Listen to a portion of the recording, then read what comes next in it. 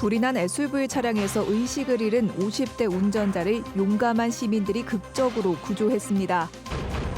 제천국제음악영화제가 폐막했습니다. 국제경쟁부문 수상작은 지미 페이지 따라하기가 선정됐습니다. 한국인 유학생끼리 다투다가 한 명이 목숨을 잃은 사건의 가해자가 8년 만에 1심 무죄를 뒤집고 유죄를 선고받았습니다. 여러분 안녕하십니까? 계속해서 충북 지역 뉴스입니다. 지난 엿새 동안 제천을 달궜던 15번째 국제음악영화제가 막을 내렸습니다. 역대 최다 상영작에 지난해보다 늘어난 관객과의 대화, 한국영화 100주년 기념 특별 섹션까지 영화에 더욱 충실했다는 평가를 받았습니다. 이지영 기자입니다. 제15회 제천국제음악영화제의 마무리는 피터 마이클 다우드 감독의 데뷔작인 지미 페이지 따라하기가 차지했습니다. 록의 최전성기를 이끈 기타리스트, 지미 페이지에 매혹된 한 일본인 청년이 그를 따라 음악가의 길을 걷게 됐다는 내용의 다큐멘터리가 폐막작에 선정됐습니다. 일본과 관련된 영화라는 논란을 넘어 정치적 의도 없는 순수한 열정에 높은 점수를 받았습니다. 35년에 걸쳐서 이 친구가 진지한 모습들, 그리고 열정적인 모습들, 그리고 그의 멋진 음악들, 이런 것들에 굉장히 매료가 돼서 올해 영화제는 음악영화라는 기본 주제에 맞춰 역대 최다작이 준비됐습니다. 국가와 시대를 넘나드는 장르로 다양한 취향을 만족시켰고 출연 배우와 감독뿐 아니라 작가와 평론가까지 준비된 관객과의 대화는 영화에 대한 궁금증을 남기지 않았습니다. 사전 예매부터 이어진 매진 행렬은 영화제 내내 계속돼 전체 142회차 가운데 4분의 1가량이 관객석을 꽉 채웠습니다. 다른 곳에서는 볼 수 없는 프로그램이고 특별한 감동을 더 2배 선사해 주는 그런 프로그램이 아닐까 생각합니다. 여기에 축제 형식의 프로그램까지 더하며 발길을 이끌었고 그 결과 지난해보다 2배가 넘는 13만여 명이 다녀간 것으로 잠정 집계됐습니다. 아시아 최초, 국내 최대 규모의 음악영화제답게 영화와 음악의 만남에 충실했던 15번째 제천국제음악영화제는 내년을 기약하며 마무리됐습니다. MBC 뉴스 이지연입니다. 또 이번 영화제는 전에 없던 다양한 도심 행사를 통해 시민들에게 좋은 평가를 받았습니다. 반면 영화제 위상에 맞지 않는 열악한 시설은 올해도 과제로 남았습니다.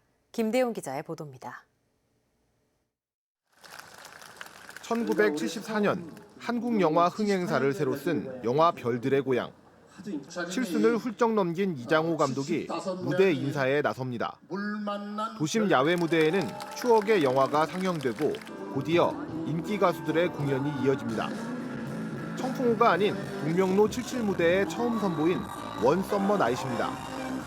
버스킹 무대와 EDM 축제 등 다양한 공연이 도심 무대에 펼쳐진 게 올해 영화제의 가장 큰 특징. 관객 동원에도 성공하면서 15년을 맞은 영화제에 새로운 획을 그었다는 게 제천시의 평가입니다. 점수를 환산하면 한 90점은 되는 것 같습니다. 영화제를 제천에서 하는구나라는 것을 제천 시민이 알 수 있게 되었다라고 생각합니다. 영화관에서 볼 수 없는 세계 각국의 독특한 음악 영화는 이번에도 영화 매니아들에게 좋은 평가를 받았습니다. 평소에 볼 수 없는 다양한 나라의 생각이나 그 나라 역사나 제가 잘 몰랐던 인물들에 대해서도 알 수 있는 기회가 되어서 되게 좋습니다. 불볕더위에 그대로 노출된 야외 매표소, 낡고 불편한 상영관, 부족한 주차 공간 등 영화제 위상에 맞지 않는 열악한 시설은 15년간 크게 달라지지 않았습니다. 앉는 자리나 그런 게 좀 더 편했으면 영화에 더 집중하기 편한 것 같아요. 그러니까 좀 의자는 좀 불편한 것 같아요.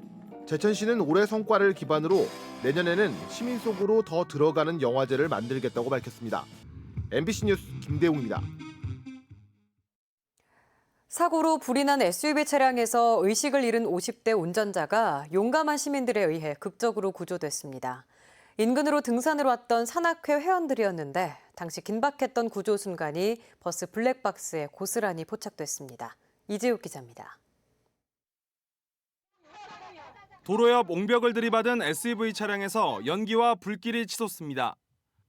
지나가던 관광버스에서 내린 남성이 소화기로 불길을 잡아보려 하지만 역부족. 아직 운전석에 사람이 있다는 것을 알게 된 버스 승객 3명이 차 문을 열고 의식을 잃은 50대 운전자를 불붙은 차에서 꺼냅니다. 산악회 회원인 이들은 사고 충격으로 안전벨트가 풀리지 않자 등산용 나이프를 이용해 벨트를 끊고 운전자를 구출하는 기지를 발휘했습니다. 앞에서 벌써 큰 불이 영상을 보시면 알겠지만 계속 타오르고 있는 상태였었거든요. 그냥 우리라서 그런 게 아니라 누구라도 그 상황을 봤다면은 달려가지 않았겠습니까? 운전자를 구출한 지 5분도 되지 않아 차량 전체가 시뻘건 불길에 휩싸입니다. 사고 현장입니다. 보시는 것처럼 5m 높이의 나무가 모두 새까맣게 탈 정도로 사고 당시 불길은 거셌습니다. 극적으로 구조된 운전자 50살 윤모 씨는 몸 곳곳에 화상을 입었지만 생명에는 지장이 없는 상태입니다. 사고 후 그 차량에서 그 화재가 발생하고 있는 순간이었습니다. 때마침 그 현장을 지나던 시민들의 용감한 행동으로 소중한 생명을 구할 수 있었습니다. SUV 차량 조수석에 타고 있던 40대 여성은 사고 뒤 다른 일행에 의해 구조됐지만 결국 숨져 주위를 안타깝게 했습니다. MBC 뉴스 이재욱입니다. 8년 전 미국의 한 고등학교에서 한국인 유학생끼리 다투다 한 명이 목숨을 잃은 사건이 있었습니다. 피해자가 배우 이상희 씨의 아들인 것으로 알려져 더 관심을 끌었었는데요. 미국에서는 기소되지도 않은 사건이 유족의 문제 제기로 한국 법정에 서게 됐고 결국 가해자 1심 무죄를 뒤집고 유죄를 선고받았습니다. 심충만 기자의 보도입니다.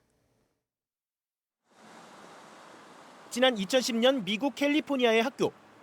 당시 19살이던 이모군이 같은 한국인 유학생과 싸우다 얼굴 2세대와 복부 2대를 맞고 숨졌습니다. 2살 차이였던 이들의 싸움은 호칭 문제가 발단이었습니다. And one boy called the other over.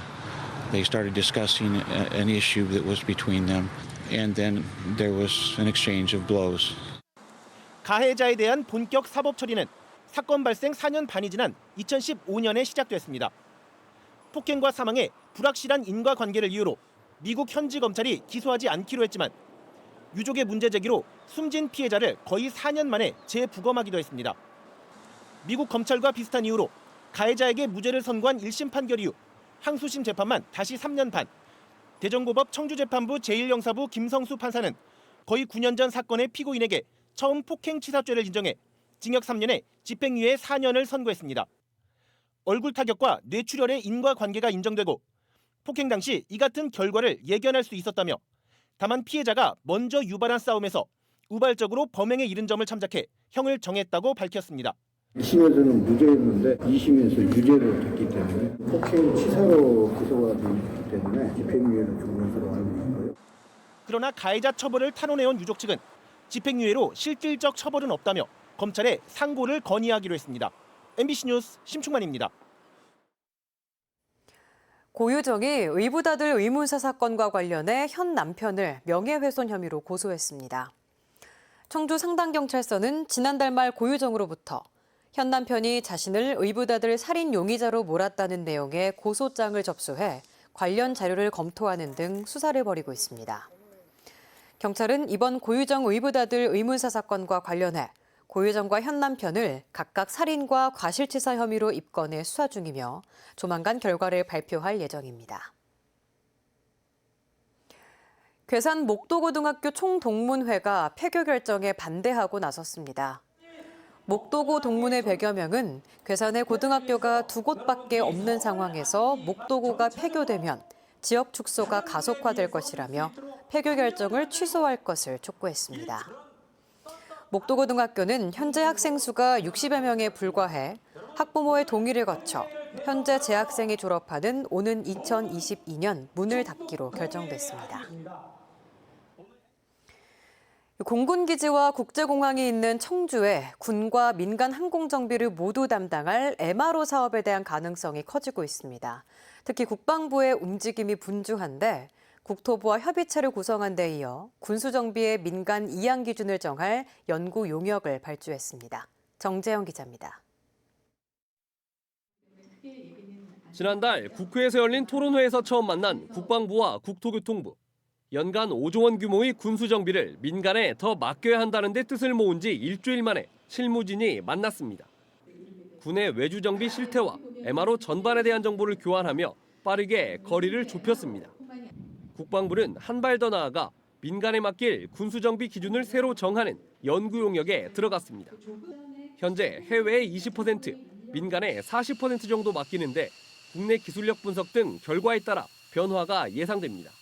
예산상의 비중은 어떻게 나갈 거고 물량상의 배분 기준은 어떻게 나갈 건지 이제 그런 것들을 경제성 외에도 정비 기간이나 그다음에 정비 능력 이런 것들을 종합적으로 고려해서 분직 물량과 외주 물량을 어떻게 나눠 가질 것인지. 국방부 장관도 민간 정비 확대에 동의한 것으로 전해집니다. 최근에 제가 정경국 국방장관을 만나서 이 문제를 협의했는데 일단 헬기의 정비 민영화부터 먼저 검토하겠다. 이런 확답의 약속을 드렸습니다. 이미 10년 전 항공정비 시범단지로 지정된 청주 에어로폴리스에 찾아온 기회. F-35 전투기의 모 기지와 국내 유일의 헬기 정비업체, 국제공항까지 갖춰 최적지로 꼽힙니다. MRO, 항공 MRO 부분의 특징이 군수와 민수가 민군 편중성이 높은 부분 때문에 국제공항의 특성, 거기다가 군수공항의 특성 이런 부분들이 가장 잘. 국방부와 국토부는 이달 말쯤 공항공사, 국방연구원 등과 함께 다시 만나 논의를 구체화할 예정입니다. MBC 뉴스 정지영입니다. 자유한국당 이종배 국회의원이 발전용수에 대한 지역자원시설세 세율을 인상하는 내용의 지방세법 일부 개정 법률안을 대표 발의했습니다. 현행 세율은 발전에 이용된 물 10세제곱미터당 2원으로 이종배 의원은 10세제곱미터당 3원으로 인상하는 것으로 개정하자고 제안했습니다. 이 의원은 1999년 물 10세제곱미터당 1원에서 2원으로 인상한 이후 조정하지 않았고 물가 상승률을 고려했을 때 댐 소재 지자체가 걷는 지역 자원시설세가 실질적으로 감소했다고 설명했습니다. 충주시는 지난해 13억 8,900만 원의 지역 자원시설세를 수자원공사에 부과했습니다.